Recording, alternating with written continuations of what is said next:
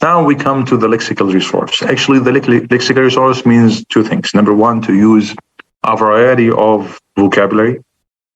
And number two, to use them or to choose them properly. So have a good choice of your vocabulary. Let me give you an example for bad choice or bad word choice or incorrect word choice. If I say put yourself in my shoes, it's okay, by the way, it's an expression and we can use it, no problem. By the way, in the speaking test, you may use casual language. You may use casual language, no issue if you use casual language. I mean, no issue if you use common language, everyday language is okay. You can use expressions, you can use proverbs, you can use idioms. It's okay here, but never use slang language. Never use that slang language. There's a difference between colloquial language and that slang language. Okay, so you can speak informally. By the way, you can make a mix of formal and informal language, no issue at all. So you need to speak naturally. And you need to use a range of vocabulary. I mean, never repeat the same question. And as I always ask you to paraphrase the question here, also you need to paraphrase the question when giving your answer. So, for example, how many countries or have you ever traveled abroad? Have you ever traveled abroad? So I'm going to say, I do not say I have traveled abroad to many countries. This is not good. You need to paraphrase. So I'm going to say, for example, actually, I love traveling a lot and I have been overseas many times. Oh, wow. This is a very nice paraphrase, a very perfect and clever paraphrase. So instead of I have traveled abroad many times, I said I have been overseas to many countries. Clear? Done? Good. Also, you need to have good word choice, as I said. So do not say, for example, my father is a success businessman. My father is a success businessman. This is not good. There's a problem in the word choice here. Where is this problem, you know? My father is a success businessman.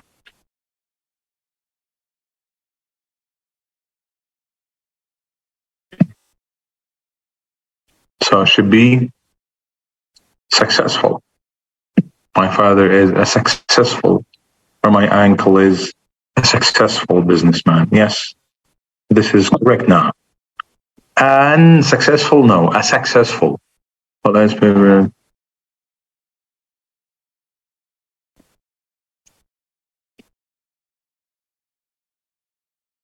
okay. Number 3, grammatical range and accuracy. And this is extremely important part here. And I said regarding grammatical accuracy, I mean to use grammar correctly, because this grammar may block understanding at the examiner or may cause some kind of misunderstanding at the examiner. And let me give you a real example here. I still remember that something like maybe 5 years ago, and one of the examiners said, what are your plans for next week? Or forget about the context. Look at the sentence and tell me what you can understand. I will visit my family, or I will visit my relatives. I will visit my relatives last week. I will visit my relatives last week.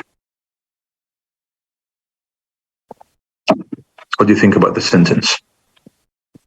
I will visit my relatives. MashaAllah, actually, most of your answers are incorrect ones. Okay. Okay, so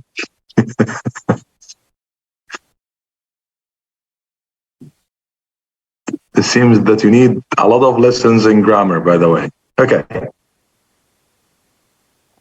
Number 1, I cannot say I have visited. Number 1, I cannot say I have visited. Look here. Although I'm not here to teach grammar, but anyway, it may be useful for you. I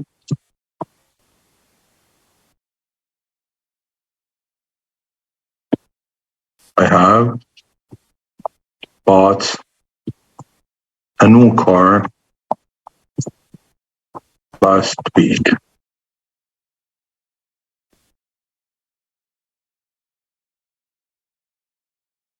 Okay. I bought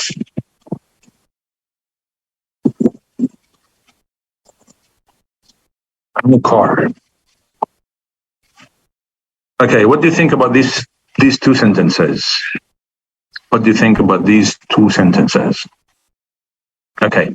In English, we have two important points regarding language. We call them semantics and syntax. I know that this is very specific. Okay, this is very special. But let me clarify, simplify that. When we say syntax, that means we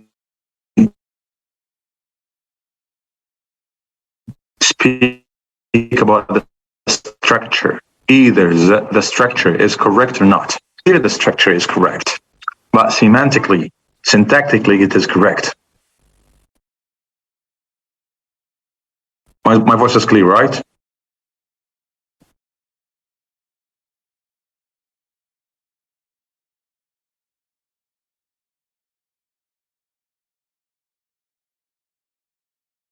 Now it is okay for you.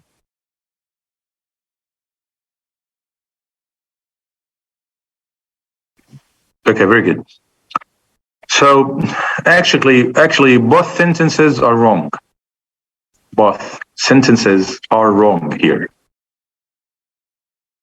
You know why? You know what? Both of them are wrong sentences. You know why?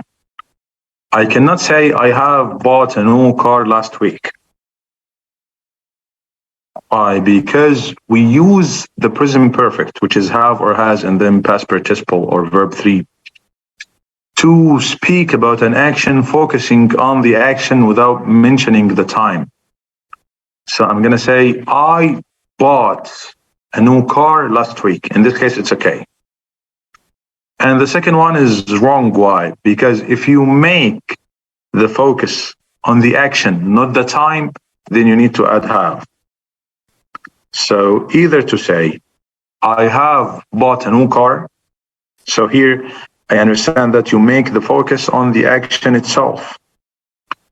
Or I bought a new car last week. In this case, you make the focus on the time of the action, not the action.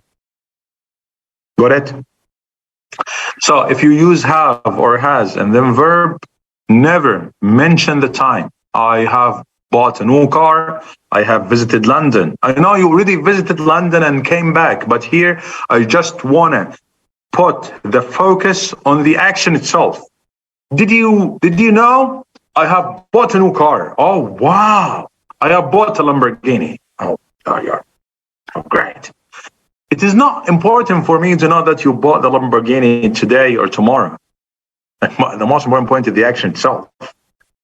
So if you use a time marker, you need to use past simple. If you say yesterday, you need to say bought a car. If you say tomorrow or next week, you are going to say, I will buy a new car. So actually the time marker is going to make the sentence completely different. I think it is understood right now, right? So using grammar correctly is one important point. So what is the point here? This guy said, I will visit my uncle, for example, last week. Here, the examiner's mind is gonna make error. Why? Because I will not be able to understand. Did you already visit your uncle, or you are gonna visit your uncle? So this is the point. Here we have a very strange mixture between present and past, or future and past. So it is easier to say next week. I will visit my uncle next week. In this case, it's okay. Or to say I visited my ankle last week. So now the context is okay, is correct. Got it? So this is all about grammatical range and accuracy. I think it is clear and understood right now. Also, we have grammatical range. And I said that for grammatical range, you need to produce some more compound and complex sentences. If most of your answers are simple answers, you will not get more than band 5. So keep that into your consideration. That means I need to produce some more compound and complex sentences in order to maximize my band score. Okay, so let me clarify this point. If I ask Mr. Ammar here, and I said, Ammar, do you live in a flat or a house?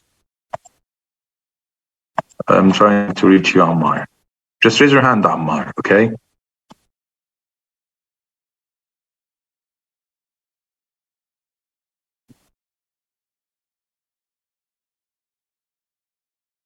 Okay, I marked Amira. Okay, Miss Amira, do you live in a flat or a house? I live in an apartment complex which is surrounded by many facilities and amenities, such as a grocery store, a shopping mall. Very good. This is a very good answer. Thank you so much. You did a great job. Okay, can I say, dear brothers and sisters, I live in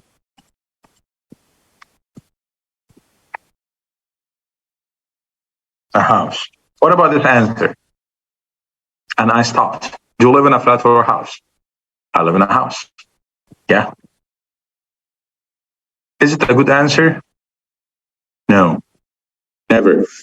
It is not a good answer at all. Why?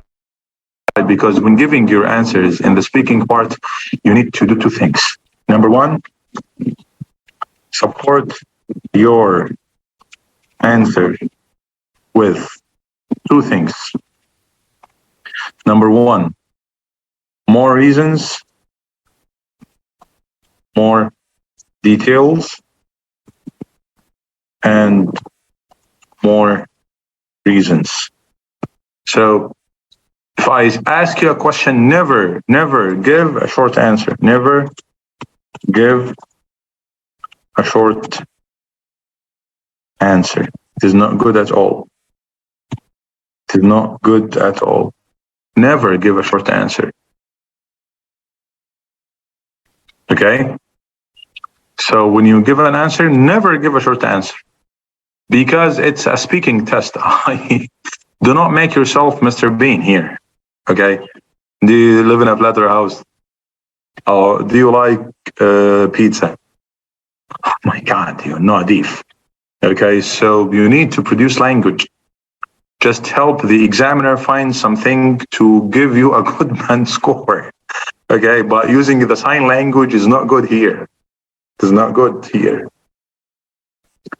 So I need to support my answer with details or reasons. And it's highly recommended to use fillers. Use fillers, but ladies, I'm talking about something completely different from that has already existed in your mind. So don't go to your husband. Okay, Dr. Yahya said us that we need to use fillers to get good band scores in speaking. Okay. Okay, anyway, here fillers means what? Okay. So actually you may use some suitable fillers to introduce your answer. Okay. Some expressions like as a matter of fact. Okay.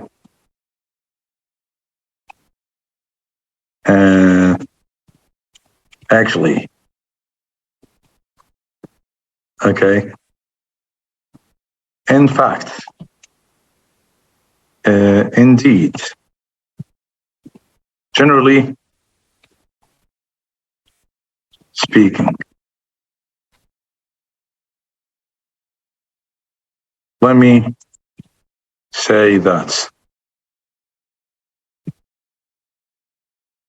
Let me tell you that.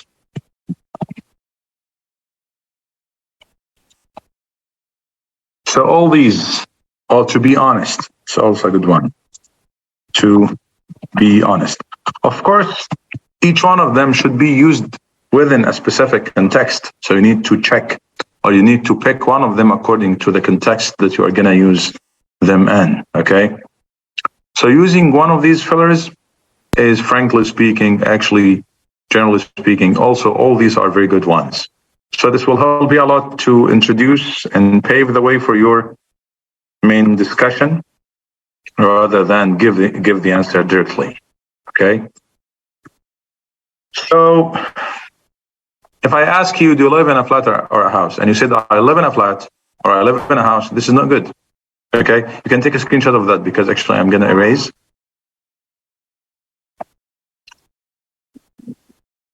Okay. So let's have a look at this answer. I live in a house. It includes two floors,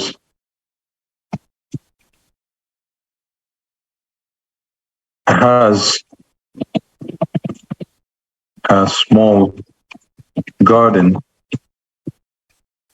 I usually spend my free time reading there.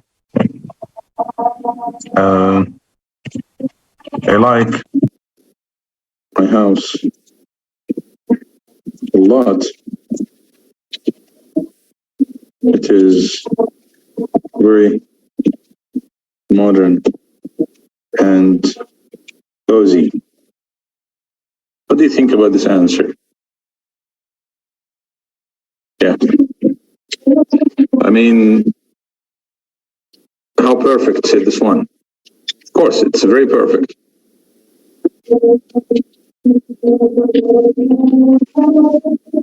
Why? Why it is perfect? Yes, Miss Aisha, yes, I agree with you. Actually, and Mr. I couldn't find your name. It is good, but actually, it is not too detailed, by the way. If you say that, I say, I live in a house, it includes 2 floors, it has a small garden. I usually spend my free time reading there. I like my house a lot. It's very modern and cozy. This doesn't take more than 30 seconds, so it's perfect. But actually, this answer will not give you more than band 5. Yes, Miss Yasmin, because of no linkers.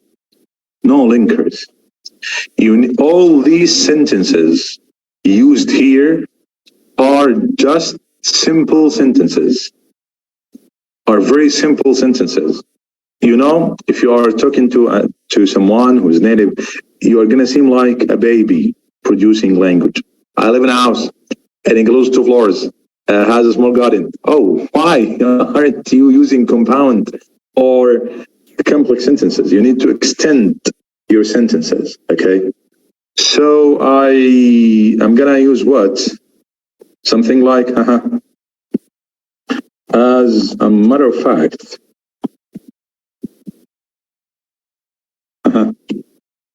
In a big house.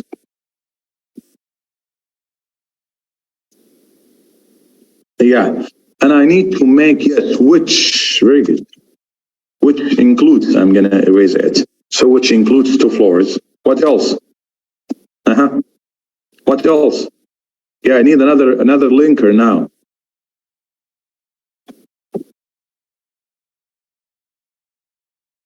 Also, it has a small garden.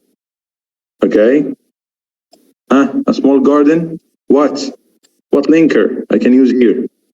Where? Perfect. Where I usually spend my free time reading.